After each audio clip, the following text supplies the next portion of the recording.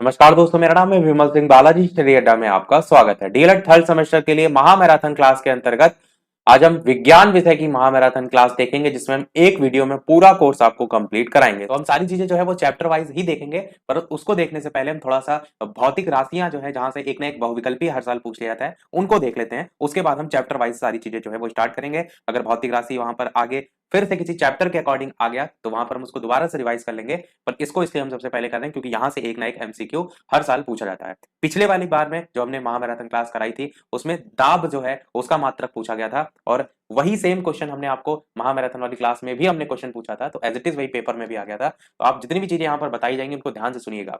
तो यहाँ पर भौतिक राशि की बात करें तो दो टाइप की भौतिक राशि होती है। एक आपके मूल मात्रक होते हैं, एक होते हैं व्युत्पन्न, जो उन्हीं से उत्पन्न होते हैं। तो ये सात आप नाम देख रहे हैं: लंबाई, द्रव्यमान, समय, ताप, विद्युत धारा, ज्योति तीव्रता और परिमाण। इतने आपको नाम याद रखने हैं जो कि आपके मूल मात्रक की संज्ञा में जो है वो आते हैं। आपसे ऐसे क्वेश्चन बन सकता है इनमें से कौन सा मूल मात्रक नहीं है, तो आपको पता होना चाहिए इनके कौन कौन से सही मात्रक होते हैं। लंबाई का मीटर होता है, द्रव्यमान का किलोग्राम होता है, समय का सेकंड होता है, ताप का केल्विन होता है, विद्युत धारा का एम्पियर होता है, ज्योति तीव्रता का कैंडेला होता है और परिमाण का मोल होता है। तो ये एकदम आप रट लीजिएगा। इसी के साथ साथ आपके व्युत्पन्न मात्रक की बात करें तो ये आपके दो होते हैं, एक समतल कोण होता है, घन कोण होता है। समतल कोण का जो मात्रक होता है, सही मात्रक होता है, वो रेडियन होता है।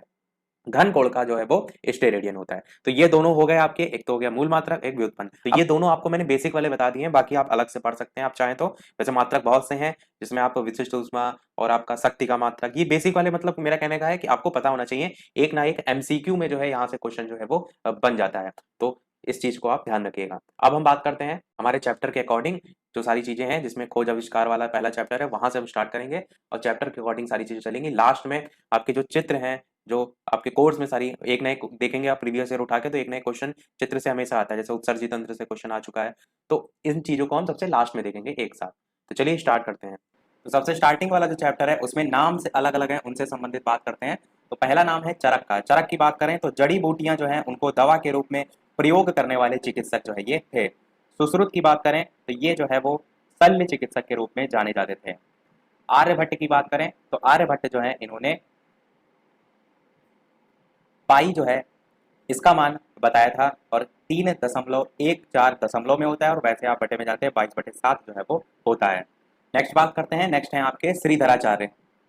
श्रीधराचार्य का आपने नाम सुना होगा गणित में, क्योंकि इनका अलग से जो है वहाँ पर रूल भी है और प्रश्न भी इससे संबंधित है। तो श्रीधराचार्य जो है वो वर्ग समीकरण का हल देने वाले गणितज्ञ के रूप में जाने जाते हैं। नेक्स्ट है आपके जगदीश चंद्र बोस। जगदीश चंद्र बोस की बात करें तो इन्होंने पौधों या कह सकते हैं जो वनस्पति विज्ञान है उसके संबंध में काफी खोजें जो है वो की थी। अगला देखते हैं, अगला है आपका एडवर्ड जेनर। एडवर्ड जेनर की बात करें तो इन्होंने रोगों से रक्षा के लिए वैक्सीन की खोज जो है वो की थी। अगले हैं आपके अलेक्जेंडर फ्लेमिंग। ये सब आपके सबसे पहले वाला फर्स्ट चैप्टर में ही सारी चीजें दे रखी हैं, जिसमें केवल और केवल इसी प्रकार से वन लाइनर के रूप में हैं सारे प्रश्न कि किसने किसकी खोज की, इस टाइप से। तो अलेक्जेंडर फ्लेमिंग जो है इन्होंने पेनिसिलिन की खोज जो है वो की थी। ये बहुत ज़्यादा पूछा भी जाता है, तो ये आपको एकदम रट के जो है वो रखना है। और जो ऊपर मैंने बताया एडवर्ड जेनर जो है इनके संबंध में कि इन्होंने रोगों से रक्षा के लिए वैक्सीन की खोज की थी, तो किस रोग से संबंधित ये पूछा जाए तो आप कहेंगे चेचक रोग जो है उससे संबंधित या उससे रक्षा के लिए वैक्सीन की खोज की थी। सारी चीज़ें अब करते हैं। नेक्स्ट बात करते हैं क्यूरी या मैडम क्यूरी आप कह सकते हैं। मैडम क्यूरी की बात करें तो इन्होंने रेडियम और पोलोनियम की खोज जो है वो की थी। रेडियम और पोलोनियम की खोज जो है वो की थी। गैलीलियो की बात करें तो इन्होंने दूरबीन की खोज जो है वो की थी। गैलीलियो ने दूरबीन की खोज की थी। दूरबीन क्या है, बहुत दूर की वस्तुएं जब आपको देखनी होती हैं तो दूरबीन का यूज आप करते हैं। इसके अलावा थॉमस एडिशन, नाम तो आपने अवश्य सुना होगा। थॉमस अल्वा एडिसन इनका पूरा नाम है। तो इन्होंने खोज की थी विद्युत बल्ब की। ये आपने इनके संबंध में बहुत सी कहानियां भी सुनी होंगी कि इन्होंने बहुत से प्रयोग किए थे, उसके बाद इनके असफल हुए थे, फिर भी इन्होंने हार नहीं मानी थी, और शायद 1000वीं बार जाकर इन्होंने विद्युत बल्ब को सफलतापूर्वक जो है वो बनाया था। और इन्होंने एक और खोज की थी, वो था ग्रामोफोन। ग्रामोफोन और विद्युत बल्ब दोनों की खोज इन्हीं के द्वारा की गई थी।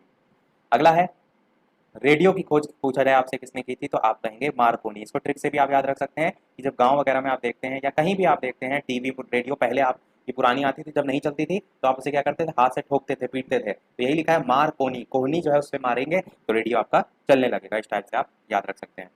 अगली बात करते हैं परमाणु बम की खोज किसने की थी? तो ऑटो हान ने जो है वो परमाणु बम की खोज की थी। किसने की थी? परमाणु बम की खोज ऑटो हान ने।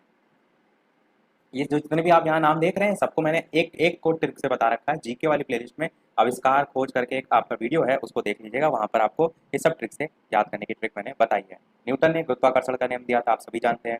वोल्टा की बात करें तो इन्होंने प्राथमिक विद्युत सेल जो है उसकी खोज में अपना योगदान दिया था।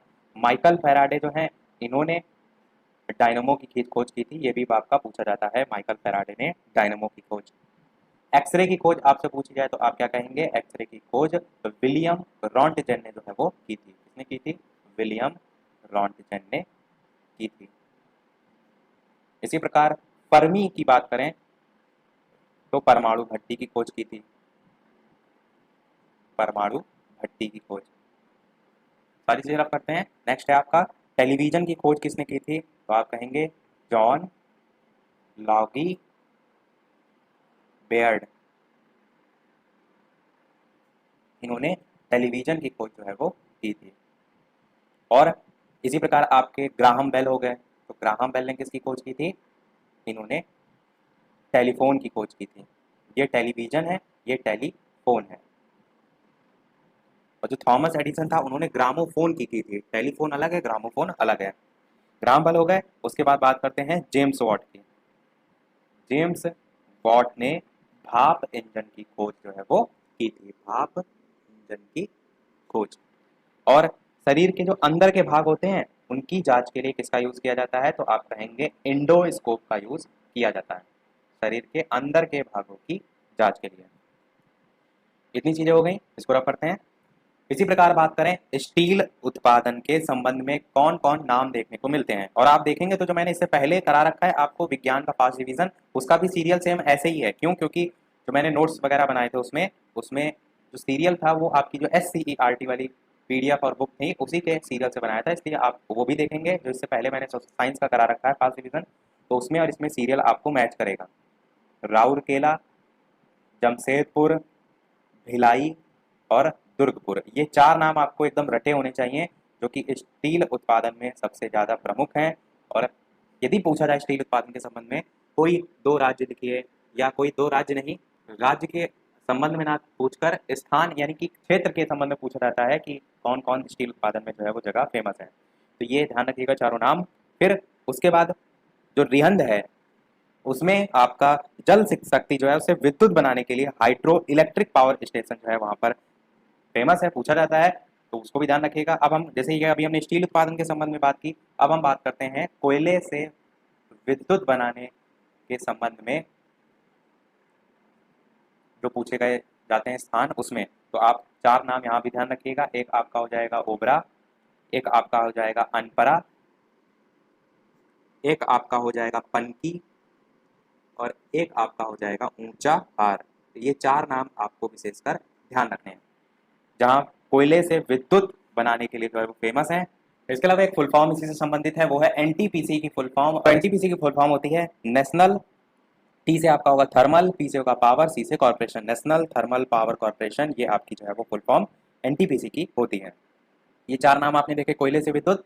चार नाम और आपको पता होना चाहिए, वो है नाभिकीय ऊर्जा जो है, शॉर्ट में मैं लिख देता हूँ नाभिकीय ऊर्जा से विद्युत ऊर्जा परिवर्तित करने में प्रसिद्ध चार स्थान। तो आपके चार कौन कौन से हैं? एक आपका हो जाएगा ट्राम्बे, एक आपका हो जाएगा नरौरा, एक आपका हो जाएगा कलपक्कम, और एक और आपका हो जाएगा राणा सागर। तो ये चार नाम जो है वो प्रसिद्ध हैं, जो एकदम आपको रटे होने चाहिए। अभी तक मैंने चार नाम सबसे पहले स्टील उत्पादन में बताए, फिर मैंने कोयले से विद्युत में चार नाम बताए, फिर नाभिकीय ऊर्जा से विद्युत ऊर्जा में परिवर्तित करने से संबंधित चार नाम बताए। तो ये कुल चार चार चार अलग अलग ध्यान रखिएगा।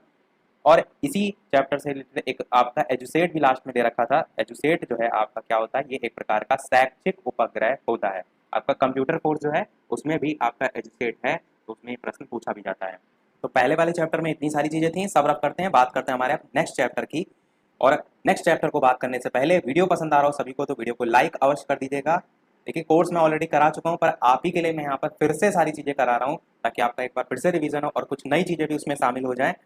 तो आप सभी लोग वीडियो को लाइक अवश्य कर दीजिएगा। जितने भी थर्ड सेमेस्टर के छात्र पेपर देंगे, तो जितने भी थर्ड सेमेस्टर के परीक्षा देंगे, उनके साथ वीडियो को शेयर अवश्य कर दीजिएगा, ताकि सभी के अच्छे से अच्छे अंक आ सकें, किसी भी छात्र की बैक जो है वो ना आए। बात करते हैं हमारे नेक्स्ट चैप्टर की।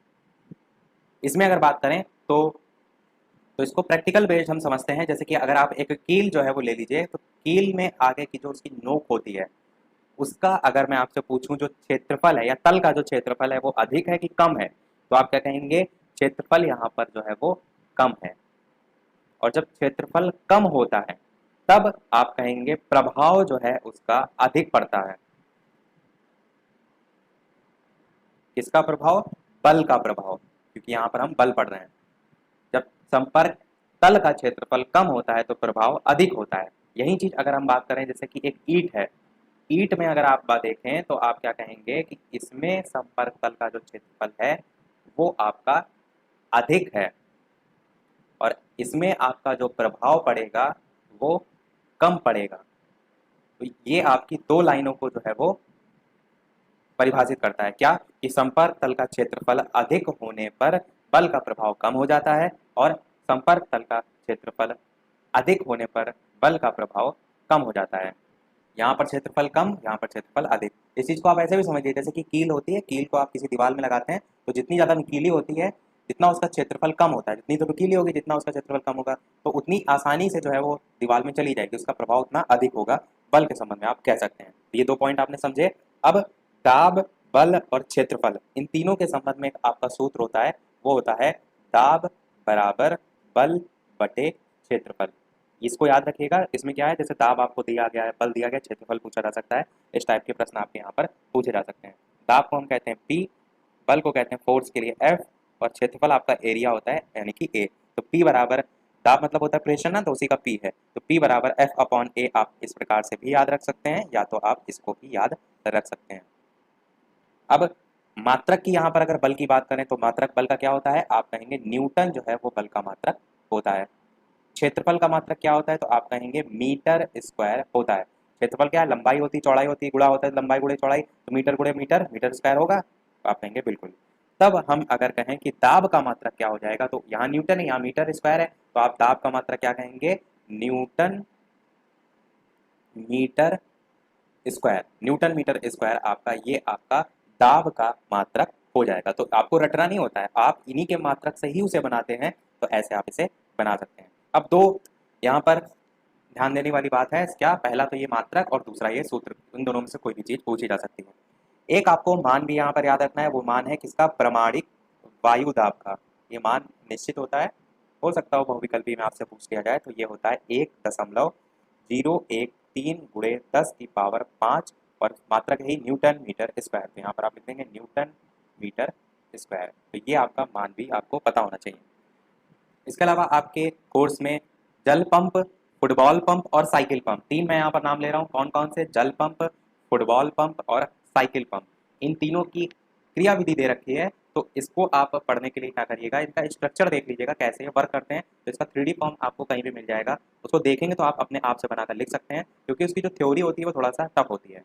तो थ्योरी में आप नहीं जाइएगा। इसमें क्या होता है, प्रेशर के कारण पानी ऊपर चढ़ता है, तो जैसे कि जल पंप में, तो वो आप अपने अनुसार लिख सकते हैं। कोर्स में है तो देख अवश्य लीजिएगा। नेक्स्ट देखते हैं टॉपिक उत्प्लावन बल। ये बहुत पूछा जाता है आपका, इसको ध्यान से समझिए क्या होता है उत्प्लावन बल। उत्प्लावन बल की बात करें तो किसी भी तरल में आंशिक या पूर्ण रूप से डूबी किसी वस्तु पर ऊपर की ओर लगने वाला बल उत्प्लावन बल कहलाता है। फिर से मैं रिपीट कर रहा हूँ, किसी तरल में आंशिक या पूर्ण रूप से डूबी गई कोई वस्तु है, उस पर ऊपर की ओर लगने वाला बल उत्प्लावन बल कहलाता है। तो याद रखिएगा, पूछा जाता है। नेक्स्ट आपका टॉपिक है आर्किमिडीज का सिद्धांत। कौन सा सिद्धांत? आर्किमिडीज का सिद्धांत। ये भी आपका हाई स्कूल इंटर के लेवल पर भी बहुत पूछा जाता था, और अभी भी पूछे जाने के पूरे पूरे चांसेस हैं। तो ये क्या होता है आर्किमिडीज का सिद्धांत? ये कहता है कि बल क्या है, उस वस्तु द्वारा विस्थापित जो तरल पदार्थ होता है उसके भार के बराबर होता है। इसी को दूसरी लैंग्वेज में भी आप कह सकते हैं कि किसी तरल माध्यम में किसी वस्तु पर लगने वाला उत्प्लावन बल उस वस्तु द्वारा विस्थापित तरल के भार के बराबर जो है वो होता है। ये आर्किमिडीज का सिद्धांत है। पर यही चीज जब हम पढ़ते थे हाई स्कूल इंटर के लेवल पर, तो वहां पर क्या रटाया जाता था कि जब कोई वस्तु किसी जल में पूर्ण आंशिक रूप से डुबोई जाती है तो उसके भार में कमी आ जाती है। वस्तु के भार में आई कमी उस वस्तु द्वारा हटाए गए जल के भार के बराबर होती है। ये आपके हाई स्कूल इंटर के लेवल पर अधिकतर डेफिनेशन देखने को मिलती है और ये पूर्णता जो है वो सही भी है, पर आपके कोर्स में जो दे रखी थी बुक में, सीआरटी पीडीएफ में, वो एक लाइन की दे रखी थी, तो मैंने सारी ही आपको बता दी। इसको रब करते हैं, बढ़ते हैं हमारे नेक्स्ट चैप्टर की तरफ, जो कि है आपका पादप हार्मोन। पादप हार्मोन की बात करें तो इसके अंतर्गत आपका, तो पादप हार्मोन कौन कौन से होते हैं उनके नाम आपको पता होना चाहिए। जैसे कि आपका ऑक्सिन्स होता है, इसी प्रकार आपका जिब्रेलिन्स होता है, इसी प्रकार आपका काइनिन्स होता है, इसी प्रकार आपका कैलिन्स होता है, इसी प्रकार आपका फ्लोरिजेंस होता है, और एक और आप याद रखेंगे ABA हार्मोन। तो इस टाइप से डायरेक्ट अगर आपसे नाम पूछ लिए गए तो आपको पता होना चाहिए कौन कौन से हार्मोन पादप हार्मोन में आते हैं। जिसमें से जो ऑक्सिन सबसे पहला वाला है, ये आपसे पूछा जाता है कि किसमें भाग लेते हैं, तो ये कोशिका विभाजन तथा पादप वृद्धि में भाग लेते हैं। किसमें? कोशिका विभाजन और पादप वृद्धि में भाग लेते हैं। इसी प्रकार अगर बात करें जंतु हार्मोन की, तो जंतु हार्मोन में आपका अलग अलग होता है। जैसे कि ग्रंथि के हिसाब से देखें, जैसे कि पीयूष ग्रंथि या पिट्यूटरी ग्रंथि, इसकी बात करें तो इसमें हार्मोन होता है STH या TSH, ये नाम का होता है। कार्य क्या होता है इसका? कार्य होता है कोशिकाओं की वृद्धि का नियंत्रण करना। शॉर्ट में मैं लिख रहा हूँ, बाकी आप ध्यान से सुनिए ताकि कम समय में ज़्यादा सी चीज़ें हो सकें। कोशिकाओं का जो वृद्धि है उसका नियंत्रण करना। इसी प्रकार अगली आपकी ग्रंथि होगी थायराइड ग्रंथि। थायराइड ग्रंथि की बात करें तो इसमें कौन सा हार्मोन होता है? तो थायरॉक्सिन नियंत्रण होता है। इस टाइप से आप लिख सकते हैं थायरॉक्सिन नियंत्रण। इसका कार्य क्या होता है? तो वृद्धि और उसके साथ साथ जो उपापचय है उसकी गति संबंधित कार्य इसका होता है। इसी प्रकार बात करें आपका अंडाशय, अंडाशय में अगर बात करें तो हार्मोन होता है आपका एस्ट्रोजन, और इसकी बात करें तो ये आपका मादा अंग परिवर्धन का कार्य करता है। और इसी प्रकार आपका वृषण होता है, वो आपका अगर बात करें इसमें हार्मोन कौन सा होता है? तो टेस्टोस्टेरोन होता है, टेस्टोस्टेरोन। और इसमें अगर बात करें तो कार्य नर अंग परिवर्तन का कार्य होता है। तो ये कुछ है जंतु हार्मोन से संबंधित, ध्यान रखिएगा। अच्छा, आपका अधिवृक्क या कह सकते हैं एड्रिनल, ये अगर बात करें ग्रंथि तो इसमें कार्य होता है कार्बोहाइड्रेट, प्रोटीन, वसा, इन सभी उपापचय का नियंत्रण से संबंधित कार्य होता है। सारी चीजें समाप्त हुई। बात करते हैं हमारे नेक्स्ट टॉपिक, जो कि है आपका पेशियों से संबंधित। पेशियों के प्रकार,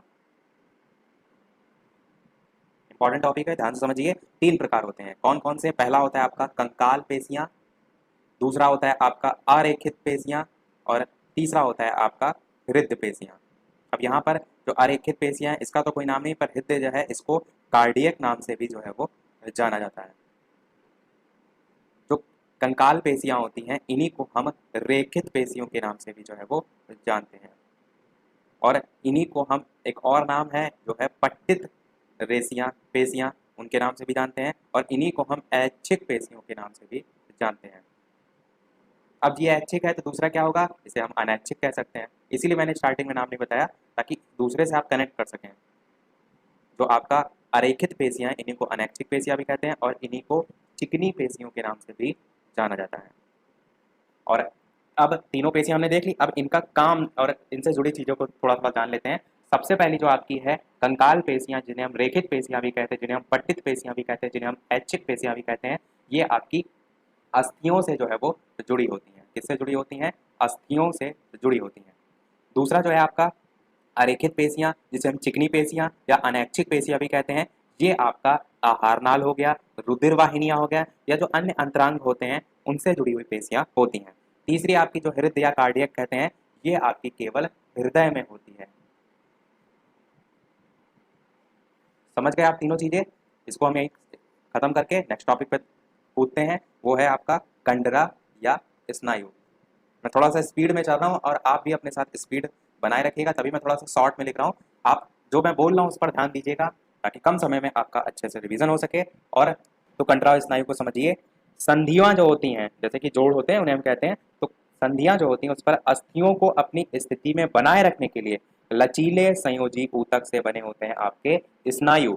अगर बात करें कंडरा की, तो कंडरा आपके कंकाल पेशियां कंडराओं द्वारा अस्थियों से जुड़े रहते हैं। तो बस एक पॉइंट में बता रहा हूँ, कंडरा जो है वो कंकाल पेशियों कंडराओं द्वारा अस्थि से जुड़े रहते हैं। पर स्नायु की अगर बात करें तो संधियों पर अस्थियों को अपनी स्थिति में बनाए रखने के लिए लचीले संयोजी ऊतक से आपके स्नायु जो है वो बने होते हैं। कुछ यहाँ पर वन लाइनर में आपको क्वेश्चन भी बता देता हूँ। जैसे आपका एक पूछा जाता है, जो वृक्क होता है, इसकी संरचनात्मक और क्रियात्मक इकाई आपसे पूछा जाता है कि संरचनात्मक और क्रियात्मक इकाई क्या होती है, तो आप कहेंगे वृक्क नलिकाएं, या हम इसी को दूसरे फॉर्म में भी कहते हैं, वो कहते हैं नेफ्रॉन। ये ध्यान रखिएगा कि आपसे पूछा जा सकता है। वृक्क की संरचनात्मक और क्रियात्मक आपसे पूछा जाए इकाई के रूप में, तो आप कहेंगे वृक्क नलिकाएं या नेफ्रॉन। इसी प्रकार श्वसन दर जो है उसके नियंत्रक केंद्र किसमें स्थित होते हैं, तो आप कहेंगे मेड्यूला में जो है वो स्थित होते हैं। श्वसन जो दर है उसके नियंत्रक केंद्र किसमें स्थित होते हैं, तो आप कहेंगे मेड्यूला में स्थित होते हैं। ये कुछ वन लाइन के टाइप के क्वेश्चन है जो कि आपके एससीईआरटी में ही दे रखे हैं। इसी प्रकार जो वयस्क मानव होता है उसमें अगर बात करें, प्लीहा ये क्या कार्य करती है, तो आप कहेंगे ब्लड बैंक का कार्य जो है वो करती है। डायरेक्ट भी पूछा जाए वयस्क मानव में ब्लड बैंक का कार्य कौन करती है, तो आप कहेंगे प्लीहा जो है वो कार्य करती है। आधुनिक जीव संरचनात्मक जो जटिलता है उसके क्या स्तर जो है वो होते हैं, तो इसके आपके टोटल 3 स्तर देखने को मिलते हैं। पहला होता है उपकोशीय या उपकोशिकीय स्तर, दूसरा आपका होता है प्रोकैरियोटिक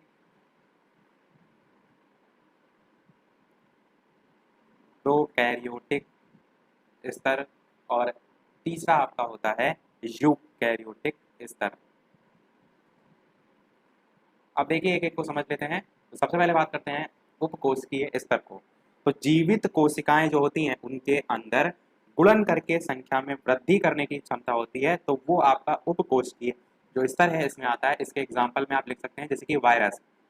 वायरस क्या होता है, किसी को होता है धीरे धीरे उसकी तबीयत और खराब होती जाती है। वायरस क्या होता है, मल्टीप्लाई होता जाता है, यानी कि अंदर गुणन करके संख्या में वृद्धि करने की क्षमता वायरस में होती है, तो वो आपका उपकोशिकीय स्तर में आता है। अब प्रोकैरियोटिक और यूकैरियोटिक में डिफरेंस बहुत पूछा जाता है, तो हम यहीं पर इसी पेज में ही समझ लेते हैं पॉइंट वाइज। प्रोकैरियोटिक की अगर बात करें तो इसमें आपका बैक्टीरिया या नील हरित शैवाल हो गया या साइनोबैक्टीरिया हो गया, इस स्तर के जीव जो है इसमें आते हैं, ये आपने इसमें देखा। पर अगर बात करें यूकैरियोटिक में, तो इसमें आप कहेंगे अधिकांश एक कोशिक या कह सकते हैं तथा सभी जो है आपके बहुकोशिक जो जीव हैं वो आपके यूकैरियोटिक कोशिकाओं से जो है वो बने होते हैं। तो ये आपका पहला अंतर हो जाएगा। मैं बहुत डिटेल में नहीं बताऊंगा, केवल 2 ही अंतर बताऊंगा, एक ही हो गया। एक अंतर और आप ध्यान रखिए कि प्रोकैरियोटिक की जब बात की जाए तो इसमें इनकी जो कोशिकाएं होती हैं उनमें कोशिका कला, जीव द्रव्य और आनुवंशिक पदार्थ यानी कि डीएनए होता है। 3 चीजें मैंने बोली, इसको मैं सारी चीजें रख करके इस तरफ प्रोकैरियोटिक लिख देता हूँ, इधर यूकैरियोटिक। तो प्रोकैरियोटिक की मैंने बात की, इनकी कोशिकाओं में कोशिका कला, ये एक ही लाइन में बोल रहा हूँ पर आप इसको 3 लाइन बना सकते हैं। एक में कोशिका कला के संदर्भ में लिख सकते हैं, एक में जीव द्रव्य के संबंध में लिख सकते हैं, एक में आनुवांशिक पदार्थ या कह सकते हैं डीएनए के संबंध में लिख सकते हैं। तो आप कहेंगे प्रोकैरियोटिक में ये सारी चीजें होती हैं। और क्या नहीं होता है, तो आप कहेंगे केंद्रक और कोशिकांग, 2 चीजें, क्या केंद्रक और कोशिकांग ये नहीं होते हैं। अब इसमें नहीं होते हैं यानी कि यूकैरियोटिक में होते हैं, तो आप कहेंगे स्पष्ट केंद्रक और सभी जो है आपके कोशिकांग यहाँ पर होते हैं, यहाँ पर होते हैं। तो इस प्रकार से डिफरेंस पूछा जाता है, आप लिख सकते हैं। अब हम बढ़ते हैं हमारे नेक्स्ट टॉपिक की तरफ, जो है आपका सूक्ष्म जैविकी के पिता। तो सूक्ष्म जैविकी का पिता या फादर ऑफ माइक्रोबायोलॉजी किसे कहा जाता है, तो ल्यूवन हॉक को कहा जाता है। इस टाइप के प्रश्न आपके बहुविकल्पी में पूछे जा सकते हैं, वन लाइनर में पूछे जा सकते हैं, तो आपको ये याद होना चाहिए। फिर बात करते हैं नेक्स्ट पॉइंट की। आपसे पूछा जाएगा कि वायरस की खोज जो है वो किसने की थी, तो आप क्या कहेंगे, वायरस की खोज इवानोवस्की ने जो है वो की थी, इवानोवस्की ने जो है वो की थी। फिर आपसे पूछा जा सकता है कि एंथ्रेक्स और क्षय रोग जो है उसके जीवाणु की खोज किसने की थी, तो आप कहेंगे रॉबर्ट कोच ने जो है वो की थी। किसकी किसकी, एंथ्रेक्स पूछा जाए या क्षय रोग, एंथ्रेक्स व क्षय रोग के जीवाणु की खोज रॉबर्ट कोच ने जो है वो की थी। नेक्स्ट की बात करते हैं, आपसे पूछा जा सकता है पोलियो वायरस की खोज किसने की थी? पोलियो वायरस की खोज तो आप क्या कहेंगे? लैंड स्टीनर ने जो है वो की थी।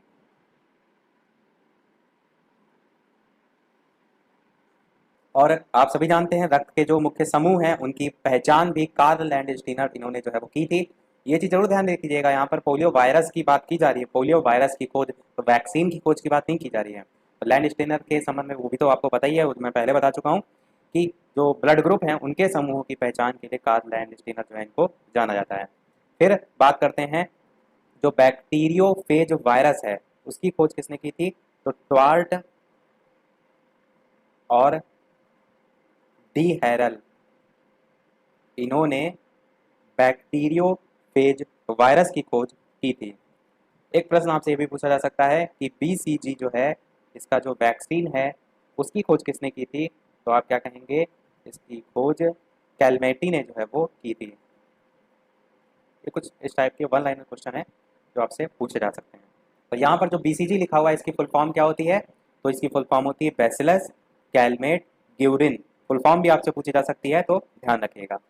बढ़ते हैं हमारे नेक्स्ट टॉपिक की तरफ, वो है आपका वायरस। वायरस की बात करते हैं। सबसे पहले वायरस जो है इसके अंतर्गत कौन कौन से वायरस आएंगे? तो आप पहले कहेंगे जंतु वायरस, फिर आप कहेंगे पादप वायरस, फिर आप कहेंगे जीवाणु वायरस। तो इस प्रकार से आप इसे कैटेगराइज कर सकते हैं।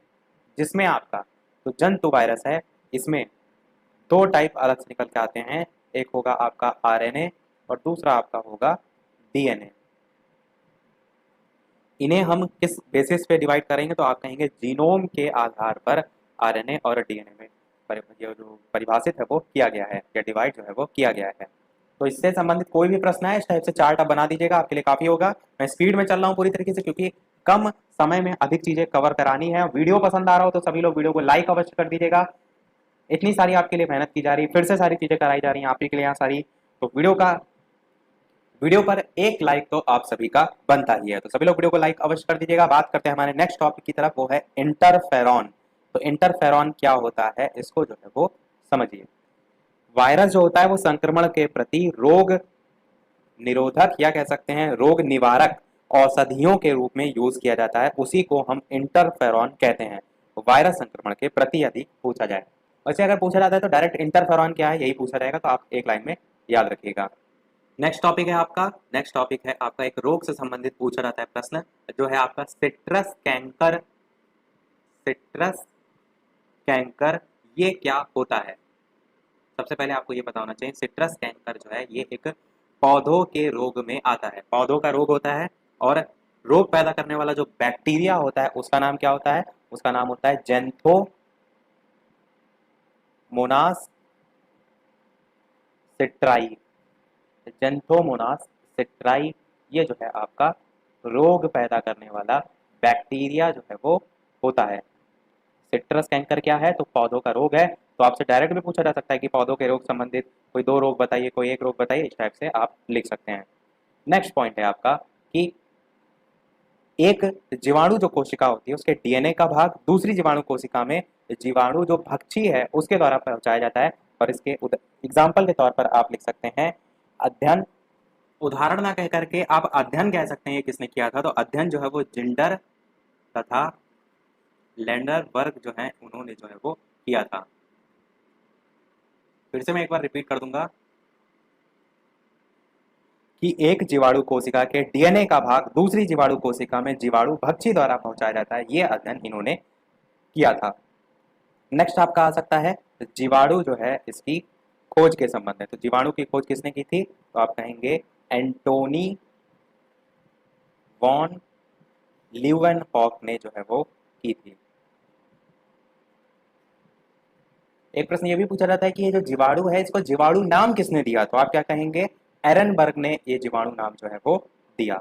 एरनबर्ग ने ये जीवाणु नाम जो है वो दिया। दोनों ही चीजें ध्यान रखनी है, एंटोनी वॉन ल्यूवेनहॉक इन्होंने जीवाणु की खोज की और एरनबर्ग जो है इन्होंने जीवाणु नाम दिया। जीवाणु से ही एक प्रश्न आपका ये भी पूछा जाता है कि जीवाणु से प्राप्त होने वाले दो प्रतिजैविक के नाम बताइए। तो दो प्रतिजैविक में एक नाम आपका हो जाएगा स्ट्रेप्टोमाइसिन। स्ट्रेप्टोमाइसिन ये आपका प्रीवियस ईयर में पूछा जा चुका है यदि आप प्रीवियस ईयर पेपर देखेंगे।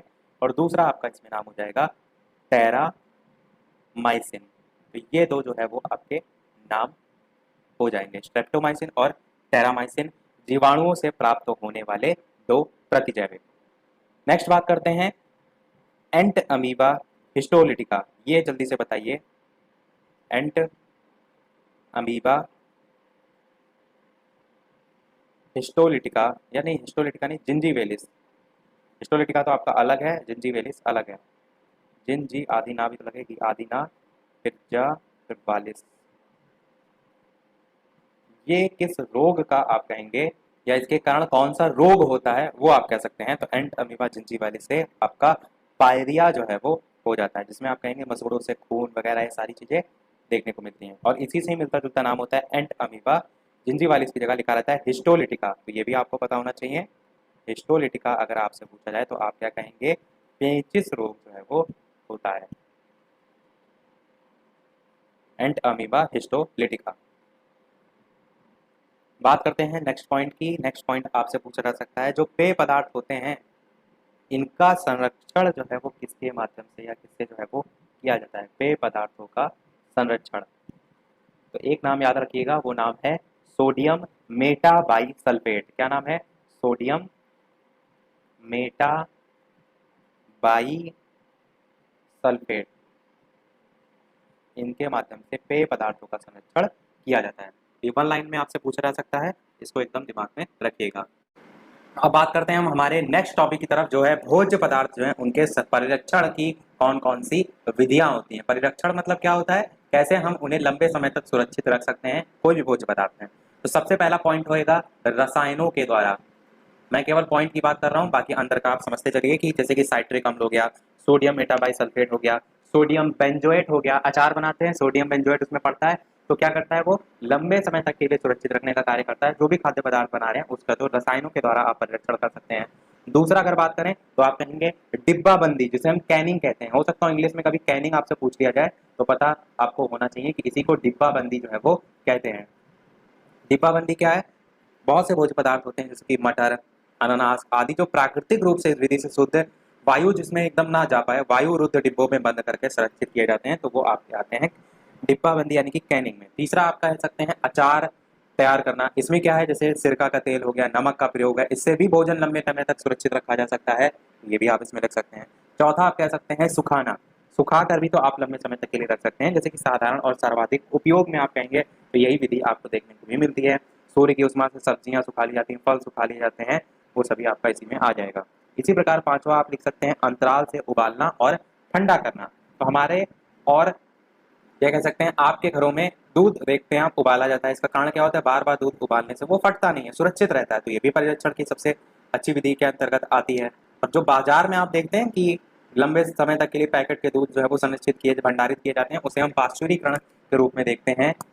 इसी प्रकार आपका ठंडा करना भी आप एक पॉइंट के तौर पर लिख सकते हैं, जैसे कि रेफ्रिजरेटर में या फ्रिज में आप सारी चीजें रखते हैं, लंबे समय तक सुरक्षित रहती है, तो ये भी आपका एक पॉइंट हो जाएगा। तो ये सभी आप लिख सकते हैं भोज्य पदार्थों के परिरक्षण से संबंधित। और फल जो परिरक्षण होता है उसके वर्गीकरण के अंतर्गत दो इसमें डिवीजन भी किया गया है। एक होता है आपका अस्थायी परिरक्षण और एक होता है स्थायी परिरक्षण। अस्थायी में आपका यही सब होते हैं, जीवाणु रहित होना या नमी से दूर रखना, या कह सकते हैं वायु से दूर रखना, या कह सकते हैं स्थायी परिरक्षण में अगर आपसे पूछा जाएगा तो उसमें आप क्या लिख सकते हैं, जैसे कि ऊष्मा द्वारा परिरक्षण या चीनी द्वारा परिरक्षण या रसायनों द्वारा परिरक्षण।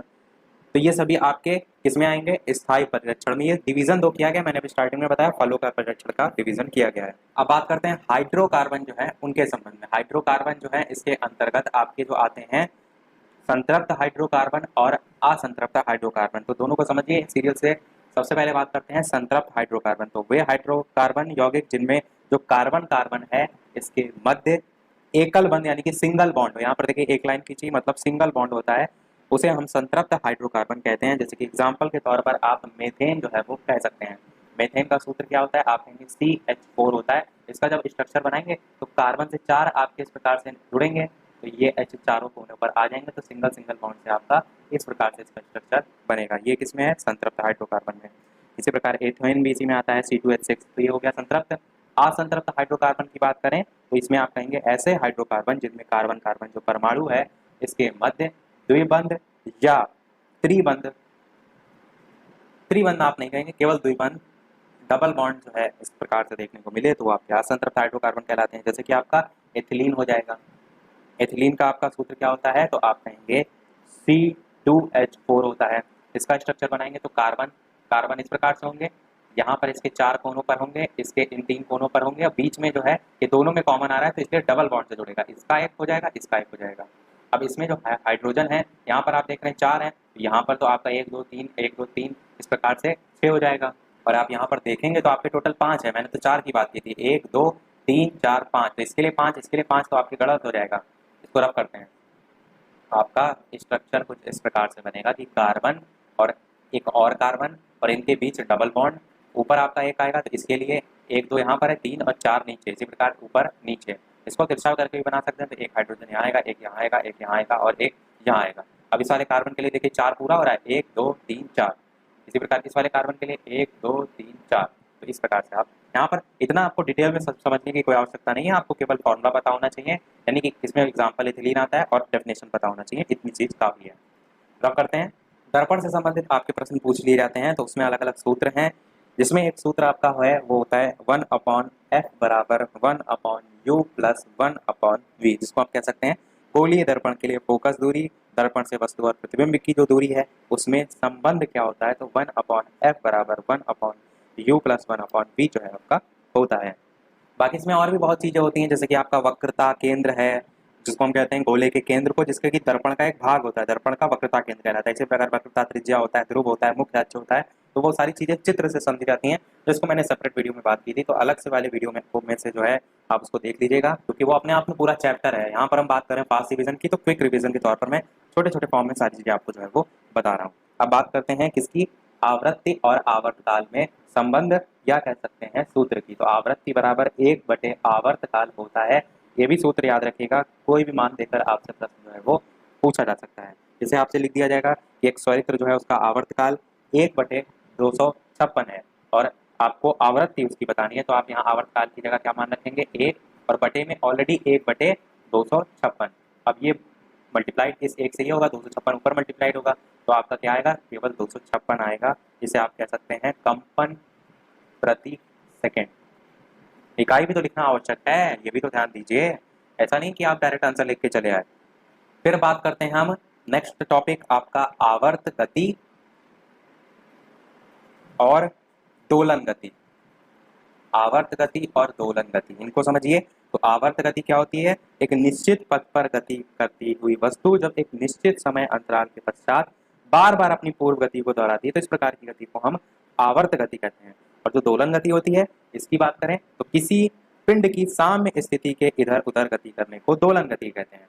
तो दोनों में थोड़ा सा ही डिफरेंस है, पर डेफिनेशन आए तो पता होना चाहिए आपको। फॉर एग्जाम्पल आप देखते हैं दोलन का, तो घड़ी में देखते हैं अपनी साम्य स्थिति के इधर उधर जो घड़ी होती है वो ऐसे ऐसे ऐसे ऐसे उसका जो घंटा होता है वो होता रहता है। तो ये हो गया इसके दोनों के बारे में।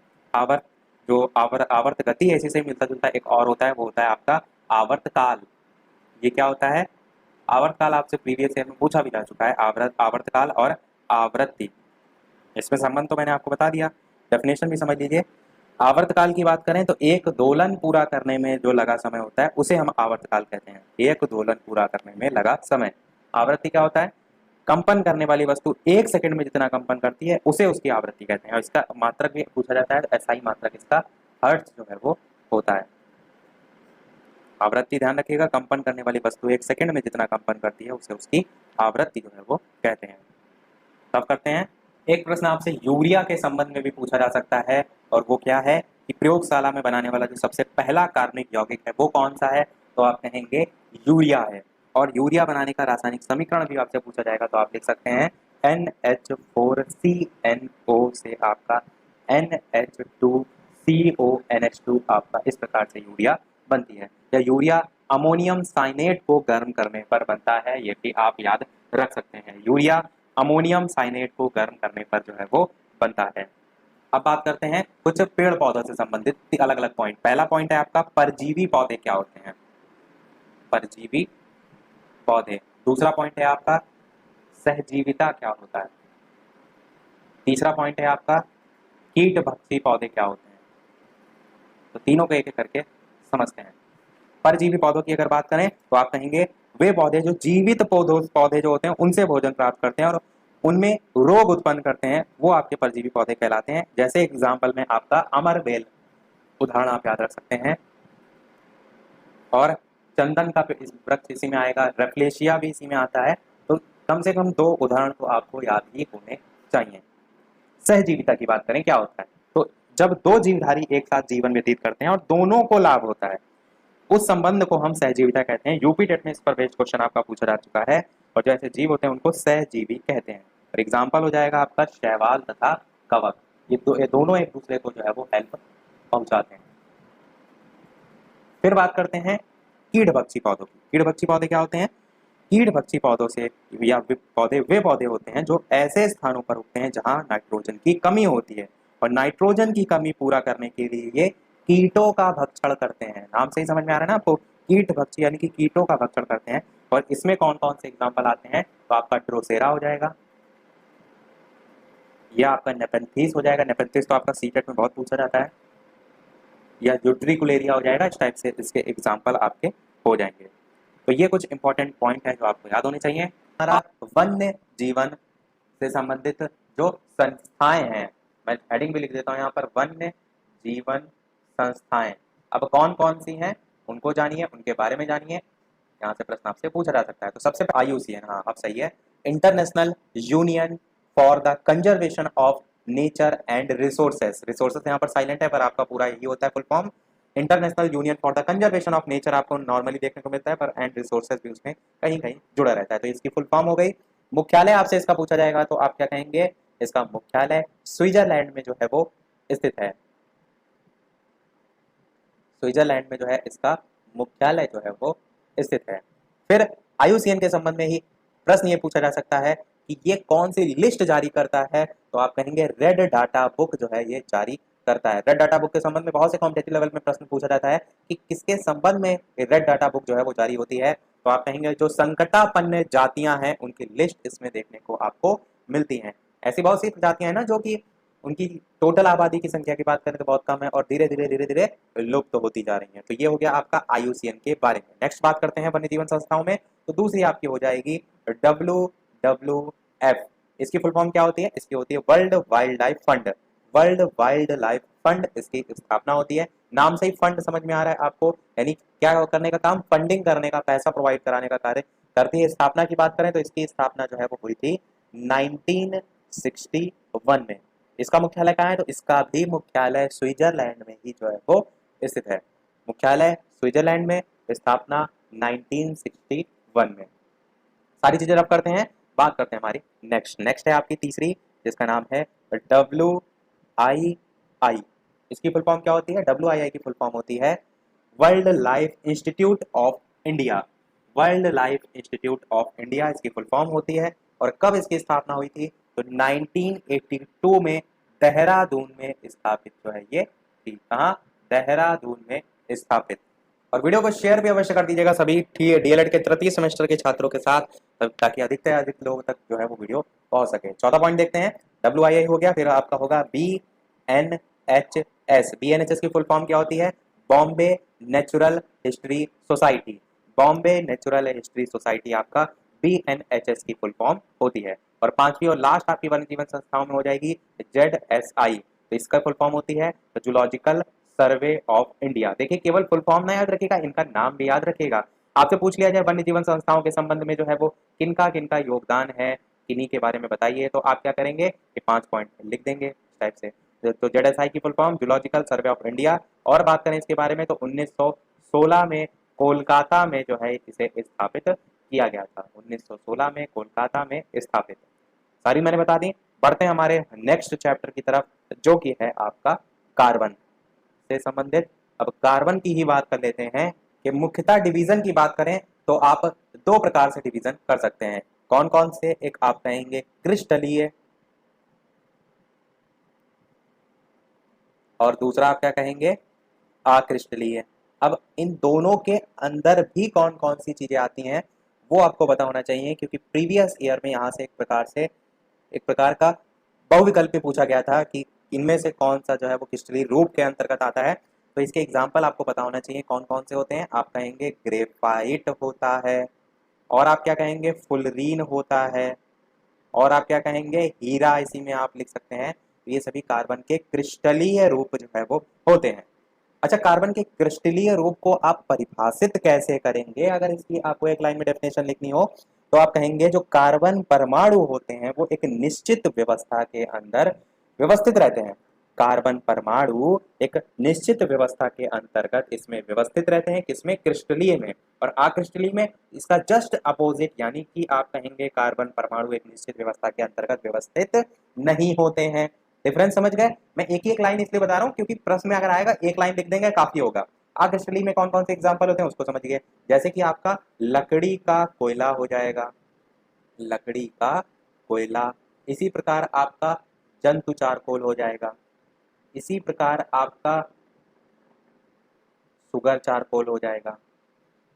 इसी प्रकार आपका लैंप ब्लैक हो जाएगा, लैंप ब्लैक, जिसे हम क्या कहते हैं? काजल कहते हैं। आंखों में काजल लगाया जाता है, उसी को ही लैंप ब्लैक जो है वो कहते हैं। तो ये सभी आपके अक्रिस्टलीय में एग्जाम्पल हो जाएंगे, वो आपके क्रिस्टलीय में हो जाएंगे। और ये जरूर ध्यान रखिएगा कि दोनों में होता क्या है। अच्छा, इसमें से प्रश्न जो है आपसे किस प्रकार से पूछा जा सकता है उसका एक तरीका मैं बता देता हूँ। आपसे प्रश्न में पूछा जाएगा कि कार्बन का क्रिस्टलीय रूप है, और चार ऑप्शन दे रखे हैं। जैसे मैं आपसे कहूँ जंतु चारकोल, फिर कहूँ ग्रेफाइट, फिर कहूँ कोयला, फिर कहूँ लकड़ी का चारकोल। इस टाइप से मैंने चार दे दिए ऑप्शन और पूछ लिया कार्बन का क्रिस्टलीय रूप इनमें से कौन सा है। तो कौन सा इनमें से? आप कहेंगे ग्रेफाइट आपका हो जाएगा। मैंने आपको देखिए नीचे लिखा है, तो आपका दूसरा वाला ग्रेफाइट सही हो जाएगा। तो समझ गए होंगे आप। बढ़ते हैं हमारे नेक्स्ट टॉपिक की तरफ। पॉइंट है आपका एलपीजी। एलपीजी की फुल फॉर्म क्या होती है? Liquefied petroleum gas full form होती है। किन किन गैसों का मिश्रण होता है? तो आप कहेंगे आइसो ब्यूटेन, आइसो ब्यूटेन और प्रोपेन गैसों का मिश्रण जो है वो होता है। प्रोपेन गैसों का मिश्रण। और एलपीजी के संबंध में एक प्रश्न ये भी आता है, ये आपको पता होना चाहिए कि एलपीजी एक्चुअल में गंधहीन गैस होती है, यानी इसमें किसी भी प्रकार की कोई गंध नहीं होती है। पर अगर लीक हो गैस तो कैसे आप पता करेंगे अगर इसमें कोई गंध ही नहीं होगी? इसलिए इसे गंधहीन गैस बनाने के लिए इसमें एथिल मरकैप्टेन मिश्रित कर दिया जाता है, जिसे आप कह सकते हैं कि रिसाव या गैस रिसाव का पता लगाने के लिए, गैस रिसाव का पता लगाने के लिए एथिल मरकैप्टेन, जिसका फॉर्मूला होता है आपका C2H5SH, इसको मिश्रित कर दिया जाता है। ध्यान रखिएगा, और एथिल मरकैप्टेन नाम भी ध्यान रखिएगा। इससे टॉपिक से रिलेटेड यही चीजें आती हैं, मैंने बता दी। इसी से मिलता जुलता आपका सीएनजी भी होता है, उसकी फुल फॉर्म आपको पता होनी चाहिए। सीएनजी की फुल फॉर्म होती है कंप्रेस्ड नेचुरल गैस। दोनों की फुल फॉर्म आपसे पूछी जा सकती है। बढ़ते हैं हमारे नेक्स्ट टॉपिक की तरफ, जो कि है आपका कोयला। कोयला की बात करें तो तीन प्रकार का मुख्यतः होता है। कितने प्रकार का? तीन प्रकार का। कौन कौन सा? पहला आपका होता है लिग्नाइट, दूसरा आपका कौन सा होता है? बिटुमिनस, और तीसरा आपका कौन सा होता है? एंथ्रेसाइट या एंथ्रासाइट भी आपसे बोल सकते हैं। तो ये मुख्यतः तीन प्रकार के आपके कोयला जो है वो होते हैं। कौन कौन से? लिग्नाइट, बिटुमिनस और एंथ्रासाइट। अब लिग्नाइट को एक अन्य नाम से भी जाना जाता है, वो क्या है? वो है भूरा कोयला। प्रश्न आपसे पूछा जाएगा कि भूरा कोयला को किस नाम से जाना जाता है? ऑप्शन में आपको लिग्नाइट, बिटुमिनस, एंथ्रासाइट, इनमें से कोई नहीं, चार ऑप्शन दिए होंगे, तो आप क्या कहेंगे? लिग्नाइट को कहा जाता है। फिर आपसे कोई प्रश्न पूछा जाएगा कि डामर कोयला को किस नाम से जाना जाता है? तो आप क्या कहेंगे? बिटुमिनस के नाम से जाना जाता है। आपको ऑप्शन में पूछ लिया जाएगा इन चारों को लेकर कि डामर कोयला। तो इसके साथ साथ इनमें कार्बन की प्रतिशतता या कार्बन की परसेंटेज भी पूछी जाती है। तो 38% आपका लिग्नाइट जो है इसमें कार्बन की मात्रा होती है। फिर बात करते हैं बिटुमिनस की, तो इसमें कार्बन की परसेंटेज 65% होती है। फिर बात करें एंथ्रेसाइट की, इसमें कार्बन की परसेंटेज 96% होती है। तो आप इस प्रकार से कह सकते हैं कि एंथ्रेसाइट में कार्बन की प्रतिशतता सबसे ज्यादा है, इसलिए कार्बन की मात्रा अगर ज्यादा है तो कोयला जो है आपका वो उच्च गुणवत्ता वाला कोयला माना जाता है। तो आपसे प्रश्न इस प्रकार से भी पूछा जाता है कि सबसे अच्छी गुणवत्ता वाला कोयला किसे माना जाता है? तो आप क्या कहेंगे? एंथ्रेसाइट को माना जाता है, क्योंकि इसमें कार्बन की मात्रा लगभग 94 से लेकर के 98% तक पाई जाती है। एवरेज के तौर पर इस प्रकार से लिख सकते हैं, पर एक या एग्जैक्ट अगर लिखना है तो 96 भी लिख सकते हैं। अब कोयले की ही बात करें तो कोयले से प्राप्त ईंधन कौन कौन से होते हैं उनकी बात करते हैं। तो कोयले से प्राप्त ईंधन की बात करें तो आपके सबसे पहले आप कहेंगे कोलतार हो जाएगा, फिर आप कहेंगे कोक हो जाएगा, फिर आप कहेंगे कोल गैस हो जाएगा। कोल गैस, तो ये आपसे प्रश्न पूछा है किस प्रकार से जा सकता है कि कोयले से प्राप्त ईंधन के नाम लिखिए, तो आप कहेंगे कोलतार है, कोक है, कोल गैस है, तीनों नाम याद रखिएगा। बात करते हैं ईंधन जो है इसके प्रकार कौन कौन से होते हैं। अभी हमने देखा कोयले से प्राप्त ईंधन, अब ईंधन की ही बात कर ली जाए, ईंधन के प्रकार कौन कौन से होते हैं। तो कौन कौन से होते हैं, आपका एक होता है घरेलू ईंधन, केवल मैं नाम बता रहा हूं, नाम याद रखिएगा। एक होता है आपका औद्योगिक ईंधन, और आपका एक होता है इंजन ईंधन, और चौथा और लास्ट आप कहेंगे रॉकेट ईंधन। तो ये 4 प्रकार आप याद रखिएगा ईंधन के प्रकार में। ठीक हो गए इतने सारे पॉइंट, रब करते हैं सारी चीजें। अब बात करते हैं गैसीय ईंधन के संबंध में, आपका एक सूत्र पूछा जाता है उसके बारे में। गैसीय ईंधन के अंतर्गत आपके कौन कौन से आते हैं, पहला तो यही पूछा जा सकता है। अभी तो हमने देखिए सबसे पहले कोयले से प्राप्त ईंधन की बात की, तो कोलतार हो गया, कोक हो गया, कोल गैस हो गया। फिर हमने ईंधन क्या होता है उसके भी प्रकार की बात की, तो घरेलू ईंधन है, औद्योगिक ईंधन है, इंजन है, ईंधन है, रॉकेट ईंधन है, इस टाइप के हो जाएंगे। अब गैसीय ईंधन में कौन कौन से आते हैं, तो 2 नाम आपको याद रखने हैं, एक आपका वाटर गैस और एक आपका प्रोड्यूसर गैस। अब इन दोनों के ही मैंने स्टार्टिंग में आपको बताया अभी कि इन दोनों के सूत्र आपसे पूछे जाते हैं। तो वाटर गैस का सूत्र होता है H2 प्लस CO, और प्रोड्यूसर गैस का सूत्र होता है N2 प्लस CO। याद रखिएगा सूत्र इसके पूछे जाते हैं। हिंदी में प्रोड्यूसर गैस को उत्पादक गैस कहते हैं, हो सकता हो हिंदी में पूछ लिया जाए तो आप कंफ्यूज जो है वो ना होइएगा। अब करते हैं इन सब चीजों को, बढ़ते हैं हमारे नेक्स्ट टॉपिक की तरफ। वो है आपका जो पदार्थ होते हैं, जब आपसे पूछा जाए कि पदार्थों को उनके प्राकृतिक स्रोत के आधार पर विभाजित कीजिए, उनके प्राकृतिक स्रोत के आधार पर विभाजित कीजिए, तो आप 2 भागों में विभाजित करेंगे। कौन कौन से, एक होगा आपका कार्बनिक पदार्थ, और जिसको हम इंग्लिश में कहते हैं ऑर्गेनिक, और दूसरा आपका होता है अकार्बनिक पदार्थ, जिसे हम क्या कहते हैं इनऑर्गेनिक। और जिसने जिसने इंटर लेवल पर केमिस्ट्री पढ़ी है उसको पता होगा कि इनऑर्गेनिक और ऑर्गेनिक दोनों अलग अलग पुस्तकें भी यूपी बोर्ड में जो है वो चलती हैं, इनऑर्गेनिक। तो ये 2 आपके होते हैं कार्बनिक और अकार्बनिक। अब यहां से भी प्रश्न पूछा जाता है, और पूछा जाता है इनके उदाहरण से।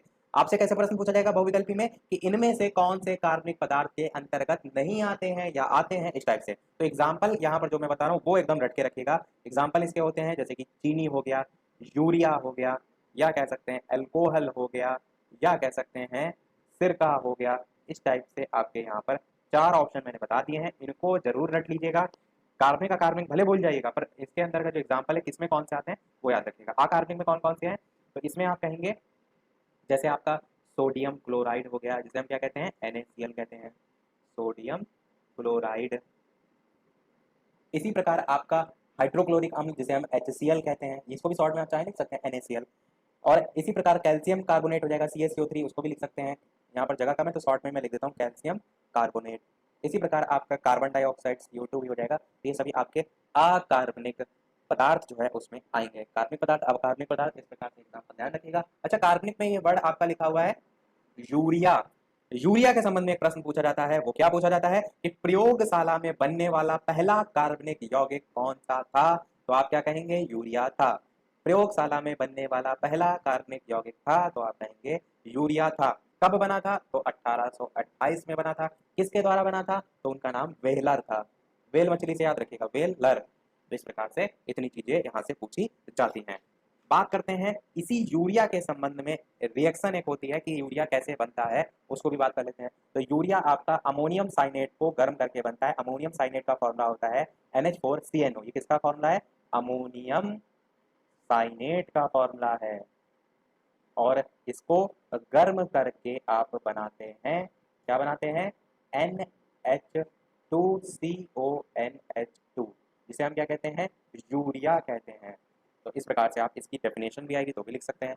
इसके बारे में मैंने सारी चीजें और पीछे बताई थी। तो इसमें इतना ही, बढ़ते हैं हमारे नेक्स्ट टॉपिक की तरफ जो कि है आपका मधुमेह। मधुमेह आपने अवश्य सुना होगा, जिसे हम क्या कहते हैं डायबिटीज कहते हैं। तो शरीर में जो इंसुलिन है, शरीर में इंसुलिन जो होता है उसकी कमी से या कमी होने पर जो यकृत कोशिकाएं होती हैं उसमें जो ग्लूकोज होता है उसको ग्लाइकोजन में परिवर्तित करने की क्षमता कम हो जाती है। फिर से मैं रिपीट कर रहा हूँ कि शरीर में जब इंसुलिन कम हो जाता है तो जो यकृत कोशिकाएं होती हैं उनमें परिवर्तित करने की क्षमता होती है। काहे की क्षमता होती है? ग्लूकोज को ग्लाइकोजन में परिवर्तित करने की क्षमता होती है, तो वो क्षमता कम हो जाती है इंसुलिन की कमी से। और साथ ही साथ जो मूत्र है उसमें ग्लूकोज की मात्रा प्रति ml या प्रति 100 ml बात करें तो 300 से 500 mg प्रति ml तक हो जाती है, और इसी बीमारी को मधुमेह के नाम से जाना जाता है। इसके भी दो टाइप होते हैं, कौन कौन से? एक होता है आपका डायबिटीज, डायबिटीज मेलिटस, और दूसरा कौन सा होता है? डायबिटीज और इंसिपिडस। मेन आपका क्या है? मेलिटस और इंसिपिडस, ये नाम ध्यान रखिएगा, बाकी डायबिटीज तो आप जान ही रहे मधुमेह को ही कहते हैं। तो ये दो टाइप भी होते हैं। इसमें इतनी चीजें, मधुमेह आएगा, लघु में आया, अति लघु में आया, आप अपने आप से अब लिख सकते हैं। बढ़ते हैं हमारे नेक्स्ट टॉपिक की तरफ। वो आपके कुछ दिवस दे रखे थे, जैसे कि आप कहेंगे विश्व जल दिवस कब मनाया जाता है, तो आप कहेंगे 22 मार्च को मनाया जाता है। ग्लोबल हैंड वॉशिंग डे कब मनाया जाता है, तो 15 अक्टूबर को मनाया जाता है, यानी कि हाथ धोने के संबंध में। ये दोनों इस टाइप से आपके दे रखे थे। नेक्स्ट टॉपिक की बात करें तो तरंग दैर्ध्य आपका नेक्स्ट टॉपिक है। इसकी डेफिनेशन एक लाइन में आपके दिमाग में होनी चाहिए। तरंग दैर्ध्य को हम सबसे पहले किससे प्रदर्शित करते हैं, तो उल्टा कुछ इस प्रकार से वाई होता है जिसको हम लैम्डा पढ़ते हैं। तो दो समीपवर्ती तरंगों के शिखर के बीच की दूरी को तरंग दैर्ध्य कहते हैं। सिंपल से एकदम मैं आपको डेफिनेशन बता रहा हूँ कि दो समीपवर्ती जो तरंग हैं उनके शिखर के बीच की दूरी को तरंग दैर्ध्य कहते हैं। तो इसे हम लैम्डा से प्रदर्शित करते हैं। और इसके बारे में एक आपको चीज ये भी पता होना चाहिए कि जितनी तरंग दैर्ध्य आपकी जो है वो छोटी होगी, जितनी तरंग दैर्ध्य क्या होगी, छोटी होगी, उतनी ही ऊर्जा जो है वो अधिक होगी। ये आपको ध्यान रखना है ताकि इस पर बेस्ड कोई चीज आए तो आप इस पॉइंट से जो है वो समझ जाएं।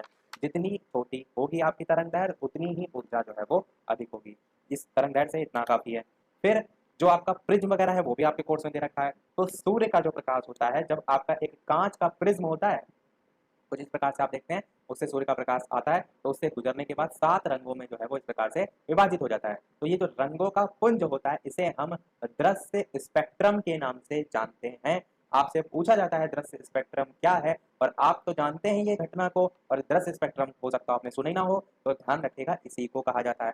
7 रंग कौन कौन से होते हैं, तो विबग्योर आप जानते हैं, ये स्पेलिंग ध्यान रखिएगा, VIBGYOR। इसमें आपका वी से वॉयलेट, आई से इंडिका, बी से ब्लू, जी से ग्रीन, वाई से येलो, ओ से ऑरेंज, आर से रेड, इस प्रकार से सीरियल आपका होता है। सभी रंगों के नाम हिंदी इंग्लिश में दोनों पता होना चाहिए। रीजन क्यों, कई बार क्या होता है इसमें हिंदी में ही डायरेक्ट पूछ लिया जाता है, इसलिए। तो ये आपका हो जाएगा इससे रिलेटेड। तो इस पॉइंट में यानी इस टॉपिक में इतनी चीजें। फिर आपका पूछा जाता है फोटोन क्या होता है। क्या पूछा जाता है? फोटोन। तो फोटोन क्या होता है? जो प्रकाश ऊर्जा होता है उसके कणों या समूहों को फोटोन कहते हैं। एक लाइन में याद रखिएगा, प्रकाश ऊर्जा के कणों या समूहों को फोटोन कहते हैं। फिर इसी से ही मिलता जुलता एक और शब्द होता है, वो होता है क्वांटम। क्वांटम क्या होता है? तो फोटोन जो होते हैं, जो मैंने अभी आपको बताया, ये वास्तव में प्रकाश ऊर्जा की निश्चित मात्रा जो है उसको प्रदर्शित करते हैं, उसे हम क्वांटम कहते हैं। तो ये छोटी छोटी एक लाइन की चीजें हैं सारी जो आपको पता होना चाहिए। अब आपके कुछ रोग से रिलेटेड पॉइंट है, उनकी बात कर लेते हैं, फिर आपका कंप्लीट जो है वो समाप्त हो जाएगा। वो है आपका क्या, संक्रामक रोग और असंक्रामक रोग क्या होते हैं। संक्रामक रोग क्या होते हैं? वे रोग जो छुआछूत के कारण एक व्यक्ति से दूसरे व्यक्ति में फैलते हैं, उसे हम संक्रामक रोग कहते हैं। इसमें एग्जाम्पल आपको पता होना चाहिए, जैसे कि हैजा हो गया, चेचक हो गया, या टीबी हो गया, ये सभी इसमें ही आते हैं। इसी प्रकार यानी कि असंक्रामक आपसे पूछा जाए तो वो रोग जो छुआछूत से नहीं होते हैं वो आपके असंक्रामक कहलाते हैं, जैसे कि एनीमिया हो गया जो कि आपका खून की कमी से होता है। डायबिटीज मैंने अभी आपको मधुमेह बताया था, वो भी इसी में आता है, तो आप आसानी से लिख लेंगे। इसी प्रकार मिलता जुलता आपका एक और पूछा जाता है, वो है आपका दीप्त वस्तुएं और अदीप्त वस्तुएं। इनको भी समझ लीजिए। दीप्त वस्तुएं क्या होती हैं? वे वस्तुएं जो स्वयं प्रकाश उत्पन्न करती हैं, जैसे कि आपका सूर्य हो गया, तारे हो गया, लैंप हो गया, बल्ब हो गया, इस टाइप से। अदीप्त क्या होती हैं? वे वस्तुएं जो प्रकाश का उत्सर्जन नहीं करती हैं, जैसे आपका पुस्तक हो गया, मेज हो गया, फैन हो गया, दर्पण हो गया, इस टाइप की चीजें आप लिख सकते हैं। बेसिकली आपको पता होना चाहिए कि आखिर होता क्या है, ताकि लिख सकें। और इसी से ही मिलता जुलता आपका एक और आता है, 2 पॉइंट मैं ऐसी चीज बता रहा हूँ जो मिलती जुलती रहती है, जैसे कि आपका एक और होता है समजात और समरूप। इसको भी समझ लीजिए, समजात और समरूप को। ये अंग होते हैं। समजात अंग की बात करें तो वे अंग जो उत्पत्ति और या कह सकते हैं केवल उत्पत्ति में समान है, पर कार्य की दृष्टि से देखें तो भिन्न भिन्न कार्य जो है वो होते हैं, तो वो समजात अंग कहलाते हैं। जैसे कि चमगादड़ जो है उसके पंख हो गए, घोड़े की अगली टांग हो गए, मनुष्य का हाथ हो गया। तो इनकी उत्पत्ति समान होते हैं, पर आप देखेंगे कार्य अलग होते हैं। मनुष्य का हाथ क्या करते हैं? हम उठाने का कार्य, पकड़ने का काम कर रहे हैं। इसी प्रकार घोड़े की अगली टांग दौड़ने में उसको हेल्प करती है, तो इस प्रकार से समजात अंग होते हैं। समरूप अंग क्या होते हैं? वे अंग जो उत्पत्ति में तो अलग अलग होते हैं, परंतु कार्य आप देखेंगे तो एक जैसे होते हैं। जैसे कि तितली के पंख और पक्षियों के पंख, तितली और पक्षियों के पंख दोनों उड़ने में काम आ रहे हैं, तो कार्य तो समान है, पर उनकी उत्पत्ति, अगर संरचना की बात करें, उनके स्ट्रक्चर की बात करें, तो वो आपका भिन्न भिन्न होता है, तो वो आपका समरूप में आता है। आसानी से आप लिख सकते हैं। एक वन लाइन का क्वेश्चन आपका बीटीसी में ही काफी पहले पूछा गया था कि सरीसृप और पक्षियों, किसके किसके बीच? सरीसृप और पक्षियों के बीच की कड़ी क्या होती है? तो इसे हम आर्कियोप्टेरिक्स के नाम से जानते हैं। ये भी मैं यहाँ पर लिख देता हूँ, आर्कियोप्टेरिक्स। ये हम जानते हैं किसके? सरीसृप तथा पक्षियों के बीच की कड़ी को। एक दो पॉइंट आपके प्रकाश से रिलेटेड जो है वो रह गए हैं, उनको हम और देख लेते हैं। जैसे क्रांतिक कोण और पूर्ण आंतरिक परिवर्तन को हम समझते हैं, और लास्ट में हमने बताया था सभी चित्र एक साथ हम देखेंगे। तो बात करते हैं क्रांतिक कोण की। तो जब कोई प्रकाश की किरण किसी सघन माध्यम से विरल माध्यम में जाती है, तो वो दोनों माध्यम के पृष्ठ पर अभिलंब से जो है वो दूर मुड़ जाती है, अर्थात अपवर्तन कोण आपतन कोण जो है इससे बड़ा होता है। यदि आपतन कोण का मान धीरे धीरे बढ़ाते जाएं, तो अपवर्तन कोण भी धीरे धीरे बढ़ता जाता है, और एक विशेष आपतन कोण के लिए अपवर्तन कोण का जो मान है वो 90 डिग्री हो जाता है, और इसी आपतन कोण को हम क्या कहते हैं? उस पृष्ठ के लिए क्रांतिक कोण जो है वो कहते हैं। साथ ही साथ अगर क्रांतिक कोण सघन माध्यम में वो आपतन कोण है, जिसके लिए विरल माध्यम में अपवर्तन कोण 90 डिग्री होता है, और इसका जो मान होता है वो दोनों माध्यम की प्रकृति और प्रकाश के रंग पर निर्भर जो है वो करता है। तो ये हो गया हमारा क्या? क्रांतिक कोण। दोनों है टॉपिक हम देखेंगे। क्रांतिक कोण के अलावा पूर्ण आंतरिक परिवर्तन की भी बात करते हैं। तो पूर्ण आंतरिक परावर्तन की अगर बात करें, तो जब सघन माध्यम में आपतन कोण का मान क्रांतिक कोण से बढ़ाया जाता है, तो संपूर्ण आपतित प्रकाश परावर्तन के नियमों के अनुसार परावर्तित होकर सघन माध्यम में ही वापस लौट जाती है। इस घटना को हम कहते हैं पूर्ण आंतरिक परावर्तन। और पूर्ण आंतरिक परावर्तन की शर्तें भी आप देख लीजिए कि प्रकाश सघन माध्यम से विरल माध्यम में ही जाना चाहिए, और दूसरी शर्त होती है कि आपतन कोण का मान क्रांतिक कोण से अधिक जो है वो होना चाहिए। तो ये दो शर्तें होती हैं पूर्ण आंतरिक परावर्तन की। अब बात करते हैं यहाँ पर उत्तल लेंस और अवतल लेंस के बारे में, बेसिक सी चीजें। अवतल लेंस जो है आप देख रहे हैं, ये जो आकृति देख रहे हैं जो आपकी इस टाइप से तिरछा तिरछा खींची हुई है, इस आकृति को देखिए, तो ये आपका है अवतल लेंस। यानी कि बीच में आपका देखिए तो पतला है, और किनारों पर आप देखेंगे तो मोटा है, तो ये इसकी विशेषता है। यही अगर बात करें उत्तल लेंस की, तो इसमें देखिए जस्ट अपोजिट है, किनारों पर पतला है और बीच में आप देखेंगे तो मोटा है। तो ये उत्तल लेंस और अवतल लेंस में अगर डिफरेंस आएगा, तो ये सभी पॉइंट आप लिख सकते हैं। उत्तल लेंस की ये विशेषता होती है कि जब इससे किरणें जाती हैं, तो ये क्या करती हैं?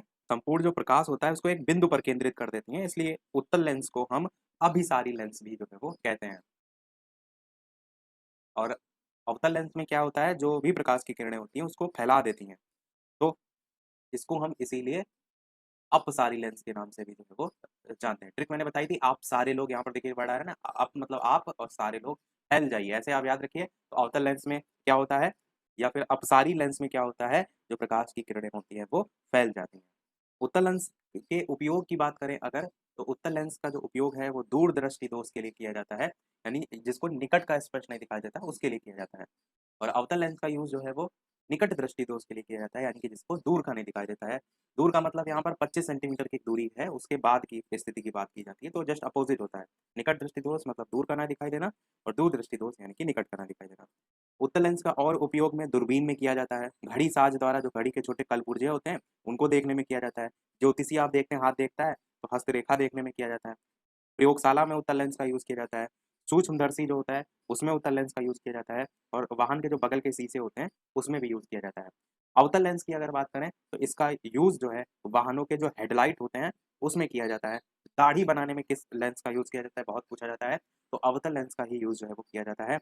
मोतियाबिंद रोग निवारक के लिए भी अवतल लेंस का यूज किया जाता है, और स्ट्रीट लैंप जो होती हैं उसमें भी अवतल लेंस का ही यूज किया जाता है।